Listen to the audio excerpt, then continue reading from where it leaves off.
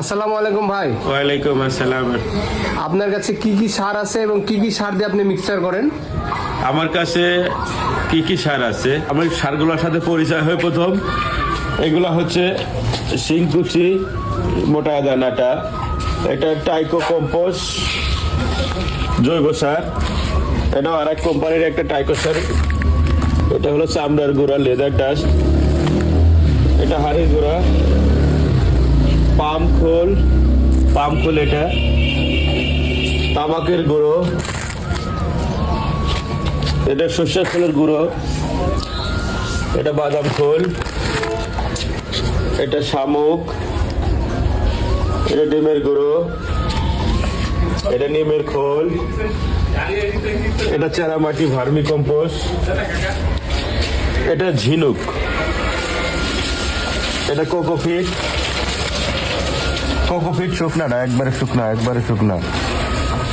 তারপর শুটকি মাছের গুঁড়ো, একবার পাউডার গুঁড়োটা, এটা শিংকুচি একবার গুঁড়োটা, এটাও আর এক ধরনের জৈব সার।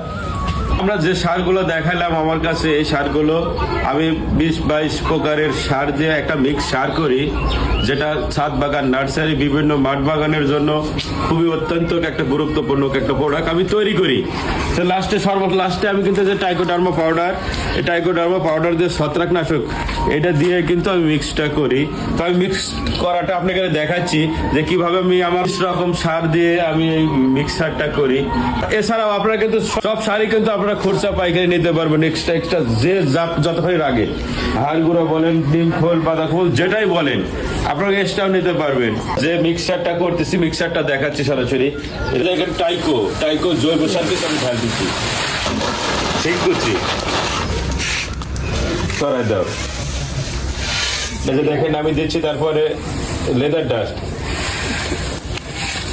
তারপরে দিচ্ছিল দেখেন হাড়ের গুঁড়ো, পামের খোলটা দিচ্ছি কিন্তু দেখে,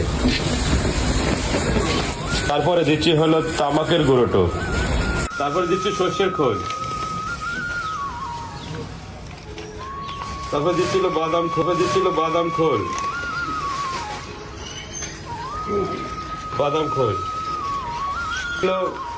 ঝিনুকের গুঁড়ো, তারপরে দিচ্ছে ডিমের খোসার গুঁড়ো, তারপরে দিচ্ছে হলো নিমের খোল, তারপরে দিচ্ছে হলো ভার্মি কম্পোস্ট, তারপরে দিচ্ছে হলো ঝিনুক, দিচ্ছে হলো কোকোডাস,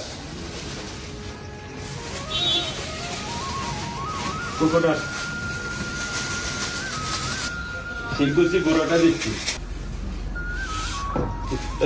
কিভাবে মিক্স করছি দেখতেছেন, ঠিক এইভাবেই আমরা ছাদ বাগানের অনুখাদ্যগুলো প্যাকেট 10 কেজি থেকে শুরু হবে। আর লাস্টে কিন্তু আমি বলছি টাইকোডার্মা পাউডার দিয়ে কিন্তু আমরা, এটা টাইকোডার্মা পাউডার দিয়ে কিন্তু আমরা ছত্রাকনাশক, এটা দিয়ে কিন্তু মিক্স করি।